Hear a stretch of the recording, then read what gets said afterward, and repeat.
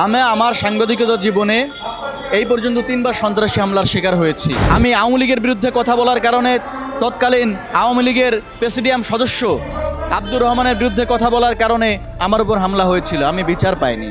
সরকার রাষ্ট্র সাংবাদিকদের নিরাপত্তা নিশ্চিত করত, তাহলে এই হত্যাকাণ্ডের শিকার সাংবাদিকরা হতো না, হামলার শিকার সাংবাদিকরা হতো না, নির্যাতনের শিকার সাংবাদিকরা হতো না। সচিবালয় থেকে শুরু করে স্বরাষ্ট্র মন্ত্রণালয় পর্যন্ত যেখানে সংস্কার প্রয়োজন আদৌ বিন্দুমাত্র কোনো আমরা দেখতে পাচ্তেছি না। কিছুদিন আগে আপনারা দেখলেন মিটপোর্টে চোখের সামনে কি বর্বরতা, নৃশংস, মানে যে জাহেলিয়াতের যুগের মতো পাথর মেনে মানুষকে মৃত্যু করে আশেপাশের লোকজন দাঁড়াই আছে। আসলে যে দলের যার দ্বারা এটা ঘটিত, সন্ত্রাসীর কখনো দল হয় না।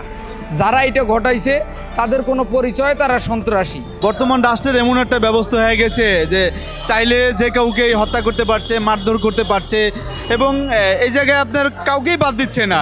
বিশেষ করে এই যারা চাঁদাবাজি, বিভিন্ন দুর্নীতির সাথে জড়িত, তাদের সবচেয়ে বেশি টার্গেট থাকে সাংবাদিক। কারণ এই সাংবাদিকরা আসলে রাষ্ট্রের যে দুর্নীতি আছে, যত অপকর্ম আছে, সাংবাদিকরা সেটা তুলে ধরে রাষ্ট্রের কাছে, সমাজের কাছে।